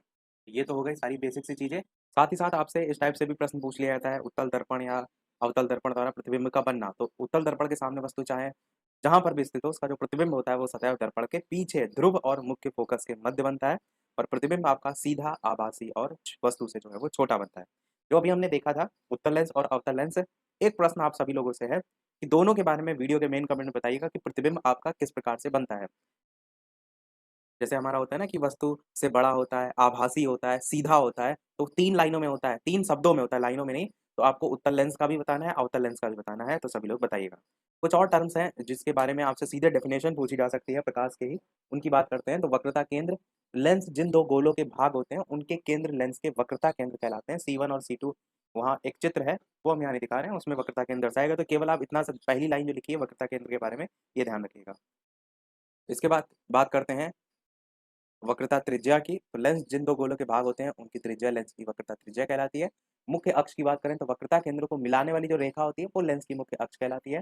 प्रकाशिक केंद्र जो है लेंस के अंदर का वो बिंदु जिससे होकर जाने वाली प्रकाश की किरण अपवर्तित हुए अपने मार्ग पर चली जाती है, वो लेंस का प्रकाशिक केंद्र कहलाता है। इसे इस टाइप से प्रदर्शित करते हैं, जीरो या ओ कह दीजिए। मुख्य फोकस, मुख्य अक्ष के समांतर आने वाली प्रकाश की किरणें लेंस से अपवर्तित होकर मुख्य अक्ष के जिस बिंदु से होकर जाती हैं या जिस बिंदु से आते हुए प्रतीत होती हैं, एक साइड उत्तल लेंस एक साइड अवतल लेंस लिखा है, तो वो बिंदु लेंस का मुख्य फोकस कहलाता है। इसे एफ से प्रदर्शित करते हैं। और लास्ट है आपका इसी में फोकस दूरी। प्रकाशिक केंद्र और फोकस के बीच की दूरी जो है वो फोकस दूरी कहलाती है। इसे एफ से प्रदर्शित करते हैं। उत्तल लेंस की फोकस दूरी धनात्मक होती है और अवतल लेंस की फोकस दूरी ऋणात्मक होती है। ये पॉइंट सीधे सीधे बहुविकल्पी में भी आपसे जो है वो पूछा जा सकता है। अब बात करते हैं अपवर्तन के नियम। दो नियम होते हैं, आपतित किरण अपवर्तित किरण। दोनों माध्यम को अलग करने वाले, पृथक करने वाले पृष्ठ के आपतन बिंदु पर अभिलंब सभी जो है वो एक ही तल में होते हैं, ये पहला है।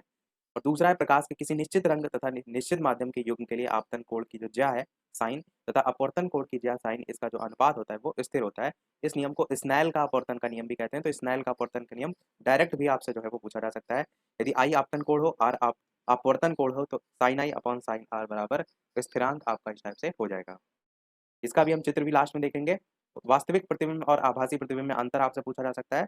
तो वास्तविक प्रतिबिंब प्रकाश की किरणें परावर्तित होकर, परावर्तित अथवा अपवर्तित होकर किसी बिंदु पर वास्तव में मिलती हैं वास्तविक प्रतिबिंब में। और जो आभासी होता है उसमें क्या होता है, बिंदु से आती हुई प्रतीत होती है। इसमें वास्तविक में इसमें जो प्रतिबिंब है उसको पर्दे पर बनाया जा सकता है, इसमें नहीं बनाया जा सकता। ये प्रतिबिंब हमेशा उल्टा बनता है वास्तविक वाला, और आभासी वाला आपका प्रतिबिंब हमेशा सीधा बनता है। जो हमने भी क्वेश्चन पूछा था ना आपसे, तो जैसे आप कहेंगे कि प्रतिबिंब आपका लेंस उत्तल या अवतल में, तो उसमें बताएंगे कि वास्तविक लेंस से जो भी इमेज बन रही है, प्रतिबिंब बन रहा है, वो कैसा बन रहा है, वास्तविक बन रहा है और उल्टा या सीधा बन रहा है। तो देखिए क्लियर इसमें लिखा है कि वास्तविक प्रतिबिंब हमेशा उल्टा बनता है। तो इस चीज को देखिए छोटी छोटी याद रखिएगा। बात करते हैं अपवर्तनांक क्या होता है। तो जब प्रकाश की किरण जो है तिरछी गमन करते हुए एक पारदर्शी माध्यम से दूसरे में प्रवेश करती है, तो ये दूसरे माध्यम में अपनी जो दिशा होती है उसमें परिवर्तन कर लेती है। तो ये जो दिशा परिवर्तन है, इसको ही अपवर्तनांक आप जो है वो कह सकते हैं। बस शॉर्ट में बस एक एक लाइन में चीजों को याद रखिएगा। ये जो हमने अभी नियम देखे थे उसी में ही यहाँ पर देखिए अपवर्तन के नियम की आपतित किरण, अपवर्तित किरण और दोनों माध्यम जो है उनको अलग करने वाले जो आपतन बिंदु है, पृष्ठ के आपतन बिंदु है, इस पर अभिलंब सभी एक तल में होते हैं। तो यही चीज यहाँ पर देखिए चित्र में दर्शाई गई है। ये आपकी आपतित किरण ए वाली हो गई है, आपतन बिंदु है, और ये आपका परावर्तित किरण है। ये क्या देख रहे हैं, एक ही तल में है। और अभिलंब जो है इस टाइप से ये सेंटर में बना हुआ है। ये आपका इधर वाला जो आई है ये आपतन कोण है, ये आपका परावर्तन कोण है, और ये आपका दर्पण है। इस टाइप से ये पूरा चित्र जो है वो ध्यान रखिएगा। अब हमारे खाली चित्र बाकी रह गए हैं, ये आपका ध्यान रखिएगा। जब इसके नियम पूछे जाए तो आपको ये चित्र बनाना होगा। प्रकाश के परावर्तन जो है उसके नियम अगर पूछे जाए, ये है अभिसारी और अपसारी। मैंने बताया था अभिसारी में क्या होता है, जो प्रकाश की किरणें होती हैं वो एक बिंदु पर जाकर फोकस हो जाती हैं, और अपसारी में क्या होती हैं, प्रकाश किरणें इस टाइप से फैल जाती हैं। वो हमने अभी लेंस में जो है वो बताया था। फिर बात करते हैं पंप जो है आपके में, उसकी संरचना का चित्र है। अब आपके आखिरी तक केवल चित्र ही है, बाकी हमने थ्योरी सारा जो है वो देख लिया। लास्ट में एक प्रश्न हम आपसे पूछेंगे, तो चित्र खाली हम आपको दिखाई दे रहे हैं, आपकी इनकी प्रैक्टिस खुद से कर लीजिएगा। जैसे हत्था हो गया, वॉशर हो गया, धातु की नली, रबर की नली, छिद्र, और इस टाइप से पंप की जो है संरचना हो जाएगी। ये युगलीना का चित्र है, ये सब आपके कोर्स में है सारी चीजें। तो सोचिए कितना ज्यादा कोर्स में कहीं से कुछ भी आ सकता है। ये सब इंग्लिश में नाम दे रखे हैं, आप चाहें तो इसका स्क्रीनशॉट लेकर प्रैक्टिस कर सकते हैं। जैसे ये न्यूक्लियस हो गया, और भी ऐसे सभी जो है वो पार्ट हैं। वो यूग्लिना था, ये आपका पैरामीशियम का है। पैरामीशियम भी आपके कोर्स में है। सेल माउथ है, ओरल ग्रूव है, इस टाइप से सभी जो पार्ट हैं इनको आप देख लीजिएगा। कम से कम ये होता है चित्र अगर आ जाए 2 नंबर में सीधे चित्र आएगा। तो ऐसा ना हो कि आप एकदम खाली छोड़ के चले जाएं। कुछ तो उसकी आकृति, पैरामीशियम की देखिए आकृति चप्पल के जैसी होती है, तो ये कुछ ना कुछ तो उसके भाग आपके लिख, एक दो भी याद होंगे तो वो काफी होगा। जैसे ये अमीबा की संरचना है, तो इसमें आप न्यूक्लियस तो नॉर्मली बना ही सकते हैं। एक दो पॉइंट और अगर आप याद रखेंगे, ऐसा नहीं कि सभी आपको याद हो, अगर एक दो पॉइंट याद है कुछ नहीं से तो बहुत है। जैसे फूड वैकल्स दे रखा है, इस टाइप से छोटे छोटे पॉइंट है, तो ये अमीबा की संरचना है। ये आपका मानव हृदय है, जिसमें जो है पल्मोनरी, धमनी और ये सारी चीजें दे रखी हैं। इतना हम इसमें डिटेल में एक एक पॉइंट नहीं बता रहे हैं क्योंकि वीडियो ऑलरेडी बहुत लंबा हो चुका है। आपको केवल यहाँ पर प्रैक्टिस करना है क्या क्या, वो हम आपको चित्र जो है वो दिखाई दे रहे हैं। ये आपका स्फेग्नोमैनोमीटर है, ये भी आपके कोर्स में है। हैंड पंप और इस टाइप से सारी चीजें हैं। ये कुछ सामान्य मृदु जलीय वनस्पतियां हैं, जैसे युग्लिना है, इनके नाम भी आपसे पूछे जा सकते हैं। क्लेमाइड, डोमोनास है, स्पाइरोगायरा है, हाइड्रिला है, वेलिसनेरिया है, पिस्टिया है, इन सभी के नाम भी पूछे जा सकते हैं।